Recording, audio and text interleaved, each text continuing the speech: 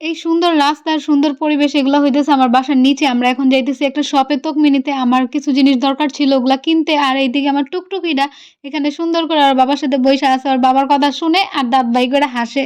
ফিনল্যান্ডে winter একরকম দেখতে আর summer একরকম দেখতে। উইন্টারে শুধু সাদা, সাদা দেখা যায় আর সামারে শুধু ফুল, গাছপালা এগুলা দিয়ে একদম ভরা থাকে। মানুষের বাসার সামনে রাস্তাঘাট সব জায়গাতেই শুধু ফুল আর ফুল লাগে। আর এই ফুলগুলা দিয়া পুরা পরিবেশ চেঞ্জ করে দেয় একদম মন ভালো হইয়া যায় দেখলে।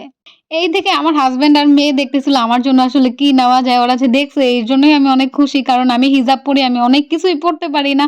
জাস্ট ফিঙ্গার রিং ছাড়া। আ আমি ইয়াররিং বলেন, চেইন বলেন কোনো কিছুই পড়তে পারি না। ওই যে আমার জন্য দেখতেছে, বারবার আমারে বলতেছে, "নাও তোমার কোনটা পছন্দ তুমি নাও। তুমি যেটা পছন্দ করবা ওইটাই নিয়া দিবো।" বাট আমার আসলে তো এগুলো দরকার নাই। দেখো আমি কত ভদ্র বউ, তোমার টাকা বাঁচাইয়া দেই সব জায়গাতে। ইউসরাকে যখন মাঝে, মাঝে এখানে খেলতে নিয়ে আসি তখন প্রায়ই এখান থেকে সবজি, ফল এগুলা কিনি। কারণ অন্যান্য জায়গা থেকে এখানে একটু মাঝে, মাঝে দাম কম পাওয়া যায়। আর এই ফলটা আমারে দেখাইতেছিল যে নিবো কিনা। এই ফলটা হইতেছে অনেকটা ক্যাকটাস বা ড্রাগনের মতো দেখতে। আমি আসলে এটার নাম জানি না। কেউ যদি জানো আমাকে একটু কমেন্টে জানায়া যাইও। আমরা এখন তকমিনিতে চলে আসছি। কারণ এর আগে আমি একটা বড় বক্স দেখে গেছিলাম। তো ওইটাই নিতে আসছি আজকে। যদিও আমার বাসায় এর থেকেও আরো ২ টা বড়, বড় বক্স আছে। তারপরও আমার মনে হইছে আরেকটা বক্স আমার দরকার। তো আমি একটা মিডিয়াম টাইপের একটা বক্স নিয়ে নিছি যেটা €১৫ নিছে। অন্যদিকে আমার মেয়ে যেখানেই যায় সেখানেই শুধু বায়না ধরে তারে কিছু না কিছু কিনা দিতে হবে। এদিকে সে বায়না ধরছে €৭ র একটা চকোলেট খাইবো। মানে ওর পিছনে যেই টাকা খরচ হয় এইরকম বক্স দিনে ৪-৫ টা করে কিনা যাইবো। ঠিক বলেছে।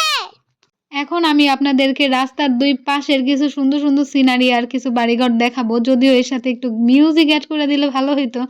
কিন্তু Facebook বাবাজি তো আমাকে একদম লাল বাতি ধরিয়ে দিবে।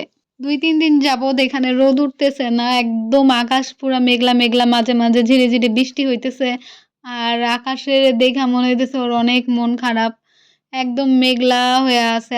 তো আমরা তো মিনি থেকে সরাসরি একদম বিচে চলে আসছি। অনেকদিন পরে বিচে আসা। এই সামারে অনেকবারই আসছি। উইন্টারে জানি না কেউ আসে কিনা। আর এখানে আইসা পুরা মন-টন ভালো হয়ে গেছে। এখানকার পানি যেই ঠান্ডা, একদম কাউরে যদি ৫ মিনিট চুবাইয়া রাখা হয় সে ঠান্ডা একদম জমা যাবে।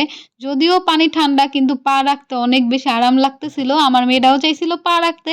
কিন্তু ওর মোজা ভিজা যায় আর ও আমার সাথে অনেক বেশি রাগারাগি করছে ওর মোজা ভিজে গেছে কেন?